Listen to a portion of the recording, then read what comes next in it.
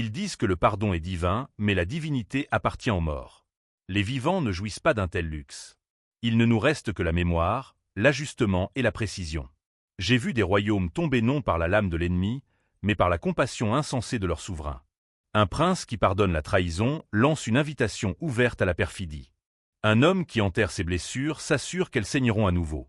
Que le clergé chante le pardon, cela maintient le peuple docile. Mais ceux qui gouvernent, ceux qui survivent et manéuvrent, doivent se souvenir. Car la mémoire est l'archive du pouvoir. Chaque offense est un plan.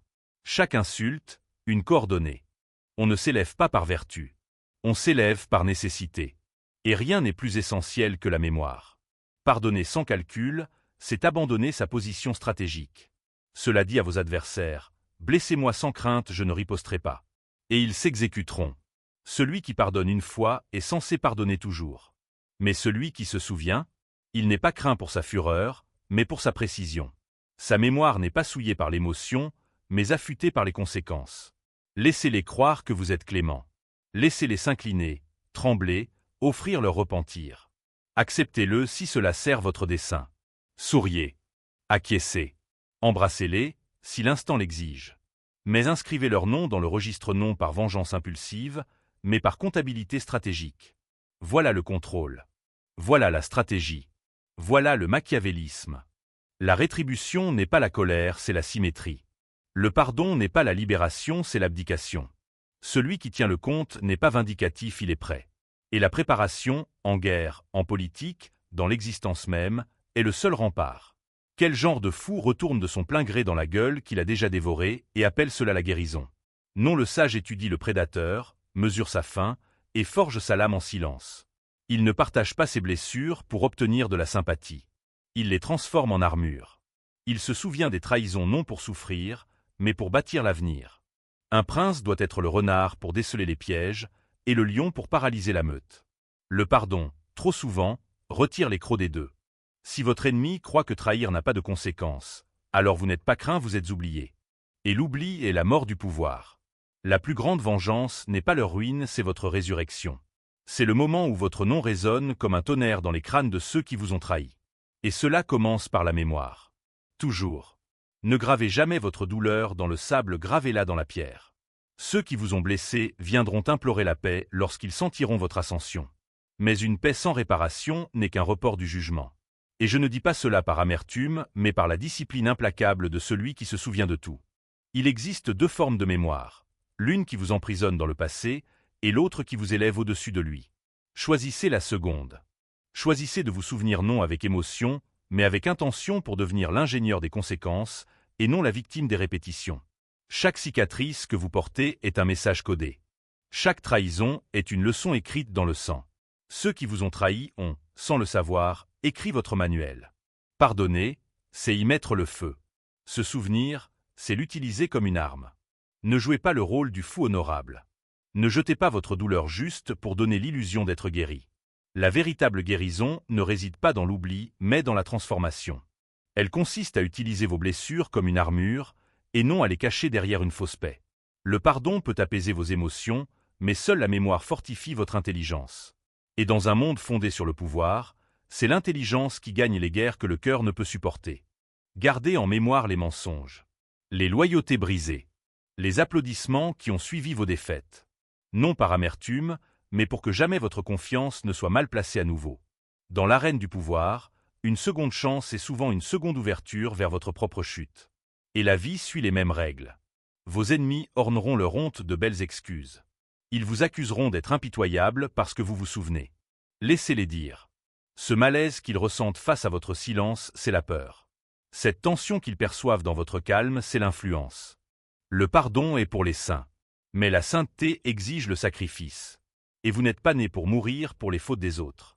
Vous êtes né pour vous relever, pour diriger, pour conquérir. Et pour cela, vous avez besoin d'une mémoire d'acier inflexible, impitoyable. Et lorsque le moment viendra, lorsque votre trône sera élevé et leur défense a nu rendre la justice avec précision, puis n'en parlez plus jamais. C'est ainsi que l'autorité agit. C'est ainsi que les souverains règnent. C'est ainsi que les esprits forgés par Machiavel résistent aux tempêtes qui en détruisent tant d'autres. Le pardon est une faiblesse déguisée en vertu. N'oubliez jamais. Ils vous diront que vous êtes sans cœur. Ils diront que vous gardez rancune. Mais comprenez bien, c'est la culpabilité qui parle. Ce n'est pas vous qu'ils craignent. C'est la permanence de votre mémoire. Votre refus d'effacer le passé met en lumière leurs crimes. Votre silence révèle une vérité qu'ils ne peuvent affronter. Alors ils vous accusent dans l'espoir d'ébranler votre conviction. Ne vacillez pas. Leur jugement est la preuve de votre force. L'homme fragile pardonne pour se sentir moralement supérieur. L'homme redoutable se souvient parce qu'il refuse de jouer 2 fois le rôle de l'idiot. Ce monde ne récompense pas la vertu. Il récompense la ruse.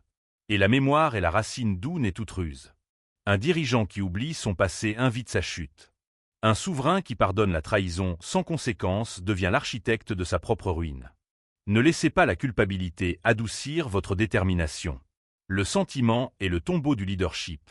Si vous devez régner sur votre chemin, vos pensées, votre empire, vous devez renoncer au besoin d'être aimé et embrasser l'exigence d'être craint ou du moins respecté sans concession. Et le respect ne se forge pas dans la clémence.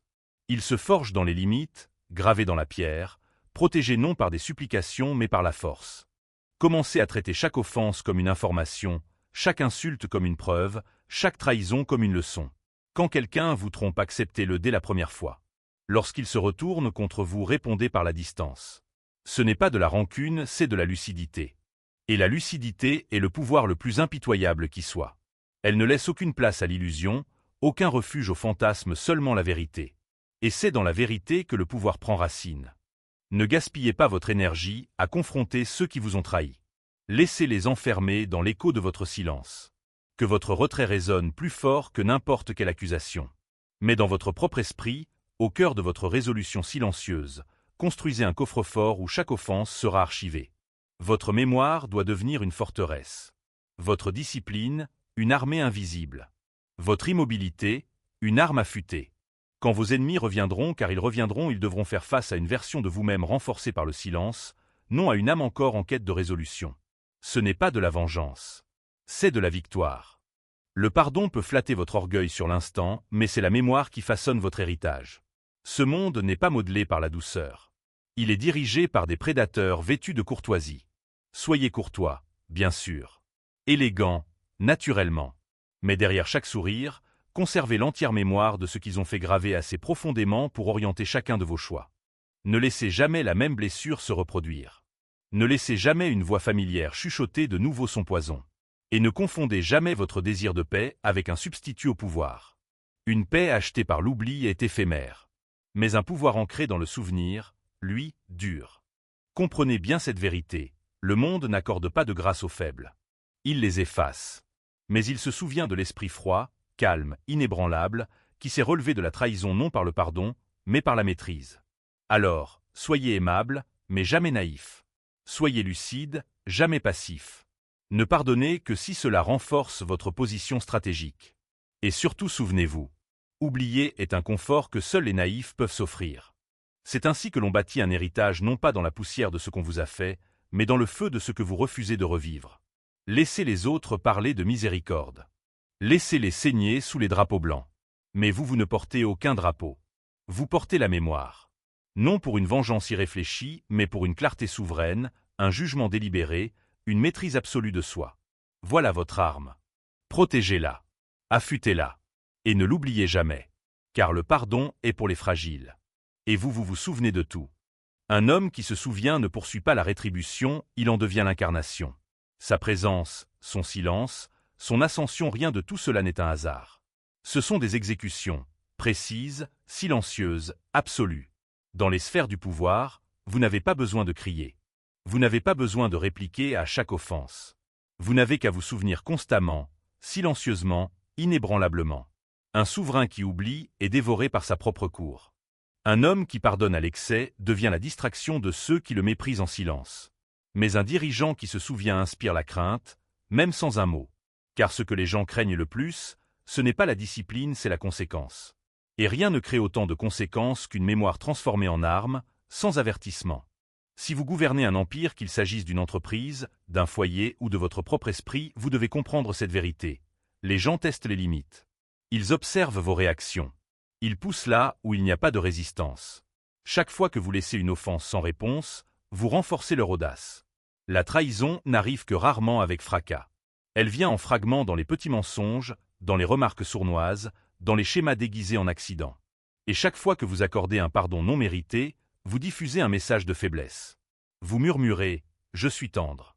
Je suis oubliable. » Recommence.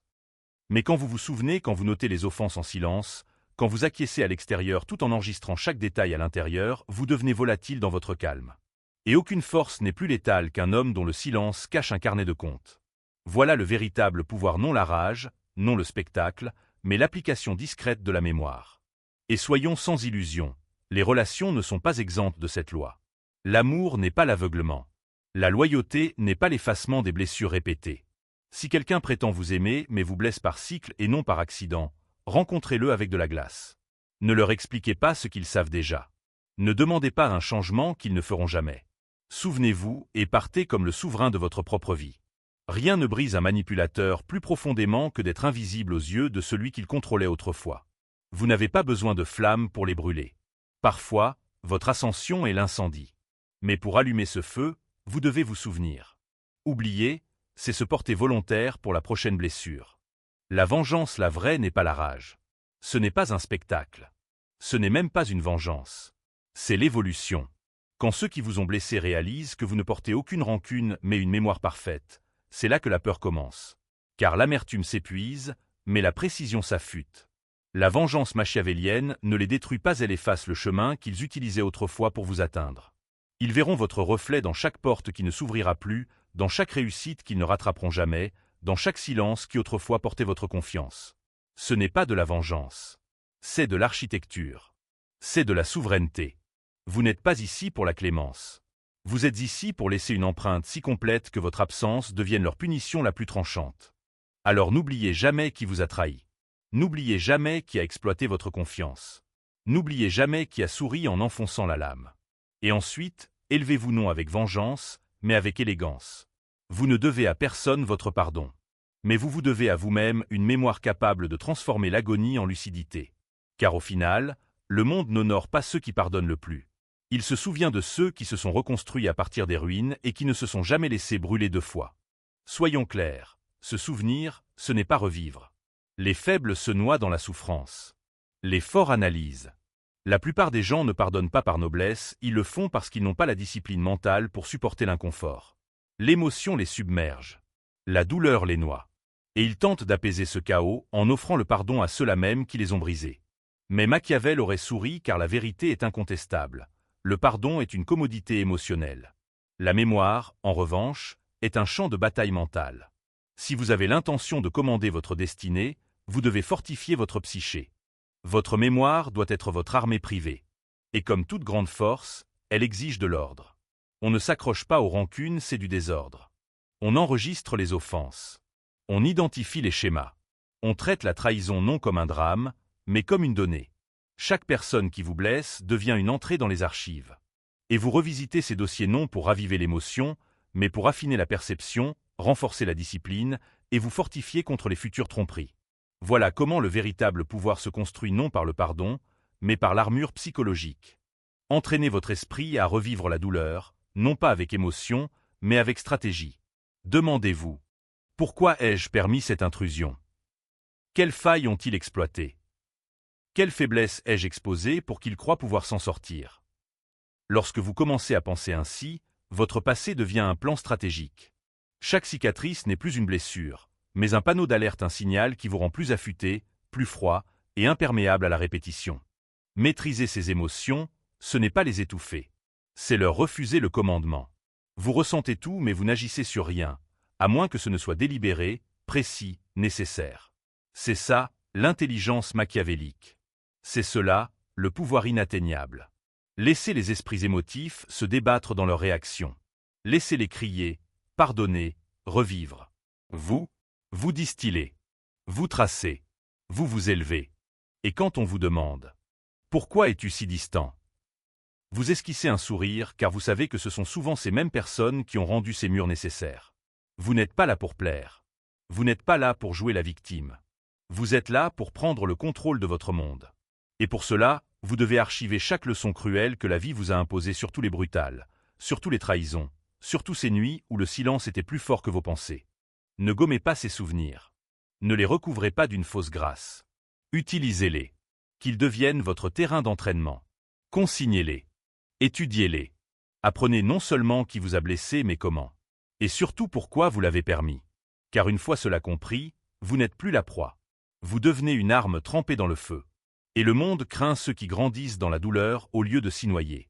Ce n'est pas de la vengeance. C'est de l'intelligence. Ce n'est pas de l'amertume. C'est de la mémoire affûtée comme une lame. Car celui qui se souvient détient le pouvoir.